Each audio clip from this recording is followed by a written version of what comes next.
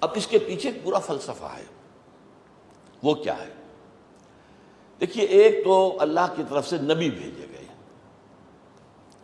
اور کچھ نبی وہ ہیں جو رسول بھی ہوتے ہیں۔ یہ دو اصطلاحات ہیں قرآن کی، اور یہ ان تین اصطلاحات کے جوڑوں میں سے ہے کہ جو مترادف ہوتے ہیں۔ مومن، مسلم، یہ ایک معنی بھی ہے اور مختلف بھی ہے۔ جہاد، قتال، ایک معنی بھی ہے، مختلف بھی ہے۔ اسی طریقے سے یہ جو جوڑے ہیں نبی رسول، جو مترادف بھی ہے اور مختلف بھی ہے، تو اس میں دو اصول علماء کے نزدیک متفق علیہ ہیں۔ ان جوڑوں کے دو فرد اگر آمنے سامنے آ جائیں، قریب ہوں، تو اختلافا، اذا اجتمع اختلافا، ان کے معنی مختلف ہو جائیں گے۔ وَإِذَا تَفَرَّقَا، کسی کا یہاں ذکر ہو رہا ہے، کسی کا وہاں ذکر ہو رہا ہے، تنہا ہے، اجتماع، تو اس کے معنی ایک ہی ہو جائیں گے۔ ایک بات، اور دوسری بات یہ متفق علیہ ہے کہ ان میں سے ایک فرد عام ہے، ایک خاص ہے۔ مومن خاص ہے، مسلم عام ہے۔ کیا مطلب؟ ہر مومن تو لازماً مسلم بھی ہے، ہر مسلم مومن نہیں ہے۔ یہ تفصیل سے ہم پڑھ چکے ہیں۔ ہر رسول تو لازماً نبی بھی ہے، ہر نبی رسول نہیں ہے۔ قتال تو لازماً جہاد ہے، لیکن جہاد لازماً قتال نہیں ہے۔ اب اس سے آگے جو بات ہے اس میں مختلف لوگوں نے اپنے اپنے فہم، اپنے اپنے فکر، اپنی اپنی سوچ کے مطابق رائے دی ہے کہ نبی اور رسول میں فرق کیا ہے۔ بعضوں نے کہا کہ جو نبی کتاب لے کر آتا ہے وہ رسول ہوتا ہے۔ صحیح نہیں ہے۔ زبور دی گئی ہے حضرت داؤد کو، وہ رسول تو نہیں تھے، نبی تھے۔ جو نئی شریعت لے کر آئے وہ رسول ہوتا ہے، یہ بھی غلط ہے۔ حضرت مسیح کوئی نئی شریعت نہیں لے کر آئے لیکن رسول ہے۔ کوئی ڈیفینیشن پوری نہیں ہوتی۔ مجھے اللہ تعالیٰ نے جس بات کی طرف ہدایت فرمائی اور رہنمائی کی ہے وہ یہ ہے کہ نبوت جو ہے وہ ایک خاص مرتبہ ہے، میں ابھی وضاحت کر دوں گا، اور رسالت منصب ہے۔ مثال کیا ہے؟ آپ کے ہاں سول سروس کے کارڈرز ہیں، یہ سی ایس پی ہے، یہ پی سی ایس ہے، ٹھیک؟ وہ جو سی ایس پی ہے وہ ساری عمر سی ایس پی رہے گا، یہ اس کا مرتبہ ہے۔ البتہ کبھی وہ کہیں ڈی سی لگا ہوا ہوگا، کہیں کمشنر لگا ہوا ہوگا، کہیں سیکریٹری ہوگا، سینٹرل گورنمنٹ میں یا پروونشل میں۔ سی ایس پی تو ہے لیکن اس کے منصب بدل سکتے ہیں۔ منصب کی حیثیت سے یہ ڈپٹی کمشنر ہے، کارڈر کی حیثیت سے یہ سی ایس پی ہے۔ ایک کارڈر پی سی ایس کا ہے، اس سے نیچے ہے، وہ جو بھی ہے وہ پی سی ایس ہی رہے گا، پروونشل سول سروس، یہ درجہ دوم کی ہے۔ اب یہ پی سی ایس والا جو ہے کہیں تحصیلدار لگا ہوا ہے، کہیں افسر مال لگا ہوا ہے، کہیں افسر خزانہ لگا ہوا ہے، لیکن سی ایس میں وہ پی سی ایس تو ہے نا۔ تو نبوت جو ہے وہ کارڈر ہے، وہ مرتبہ ہے، اور رسالت منصب ہے، اپوائنٹمنٹ ہے۔ جب کوئی نبی کسی خاص مقام، کسی خاص قوم کی طرف بھیج دیا جائے تو وہ اب رسول ہو جاتا ہے۔ نبی کا لفظ بنا ہے نبا، ان سے خبر دینے والا، وہ نبی ہے، غیب کی خبریں دیتا ہے، اللہ اسے وحی بھیجتا ہے، وہ لوگوں تک پہنچاتا ہے، یہ خبر دینے والا۔ اور رسول جو ہے بھیجا ہوا، اسے کہیں بھیجا جاتا ہے پیغام دے کر۔ اب ایک اور بات سمجھیے، نبی جو ہے اپنی ذات میں ایک ولی کامل ہوتا ہے۔ آپ کوئی ولی اللہ ہوگا چاہے وہ نبی نہیں ہے، رسول نہیں ہے، اس کی ذات سے خیر پھیلے گا کہ نہیں؟ وہ اللہ کی طرف لوگوں کو دعوت دے گا کہ نہیں؟ یہ تو اس کی فطرت کا تقاضا ہے، یہ نوع انسانی کے ساتھ خلوص و اخلاص کا تقاضا ہے، جو حدیث ہم پڑھ چکے ہیں، دین اور نصیحت، یہ تو کرنا ہی کرنا ہے۔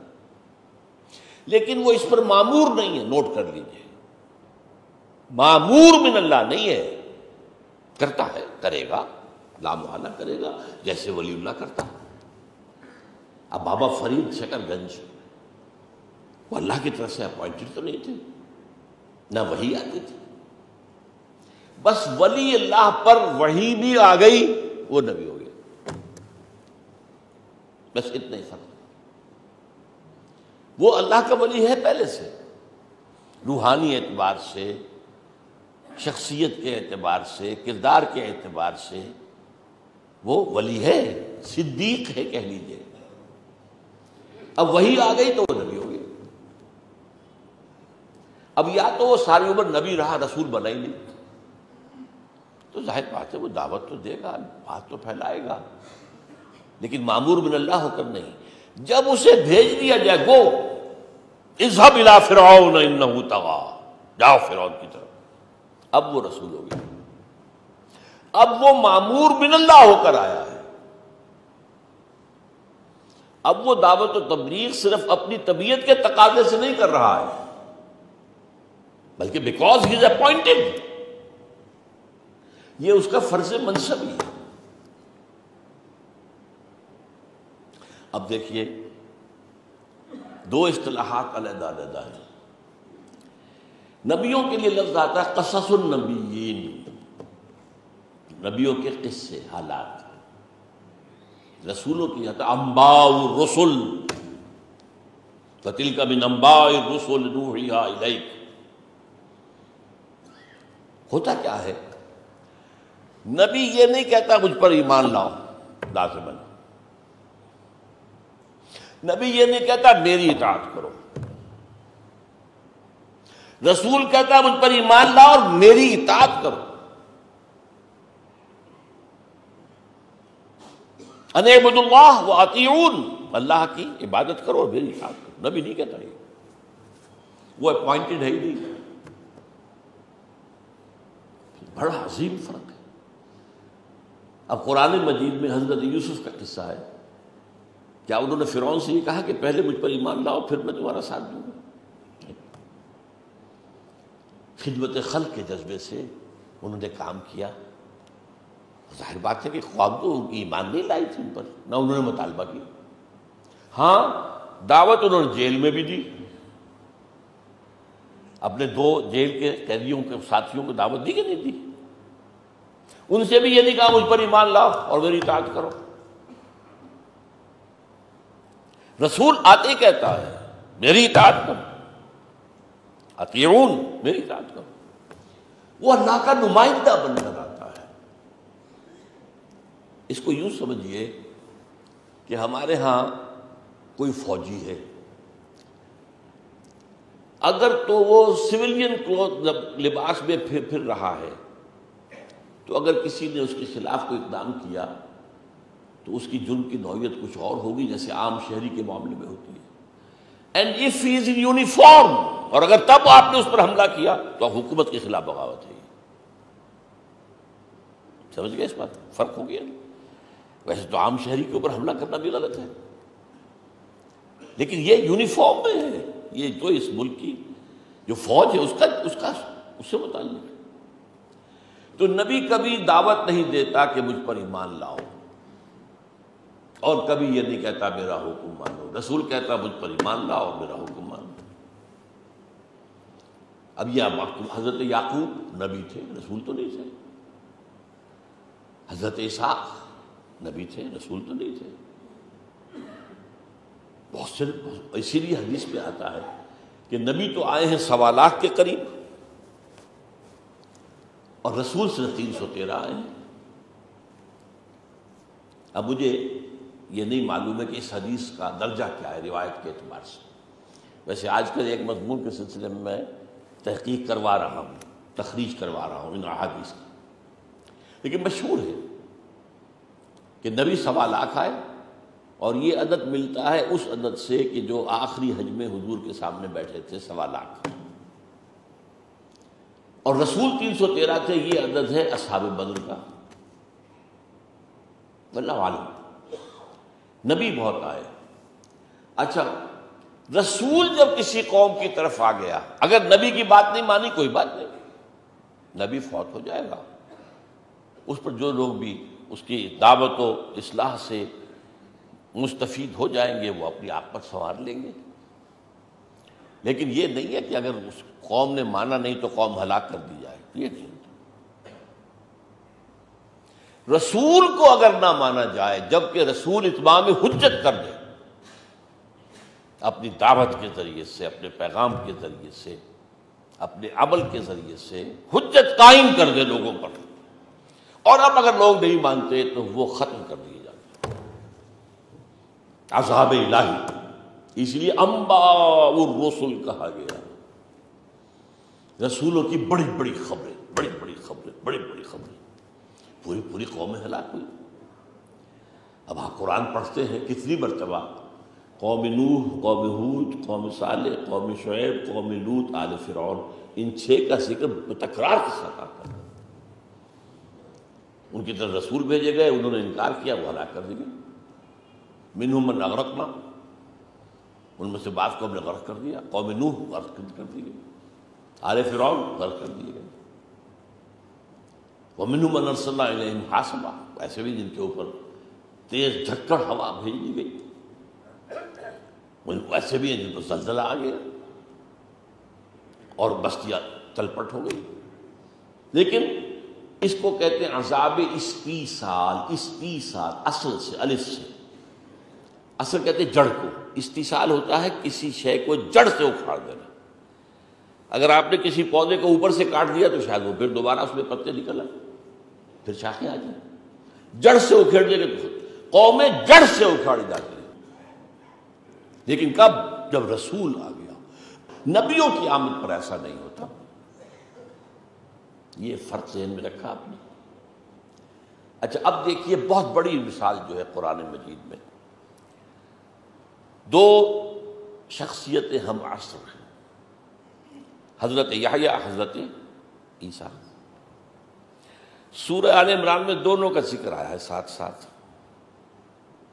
حضرت یحییٰ کی جو اللہ نے مدح کی ہے اس میں آخری لفظ کیا ہے؟ نبیم من الصالحین۔ حضرت عیسیٰ کی جہاں مدح ہوئی رسولاً الی بنی اسرائیل، اب یہ اجتماع تفرقہ، جب یہ ایک جگہ دونوں آ گئے تو ان کے مفہوم جدا ہوئے۔ حضرت یحییٰ کا سر قلم کر دیا،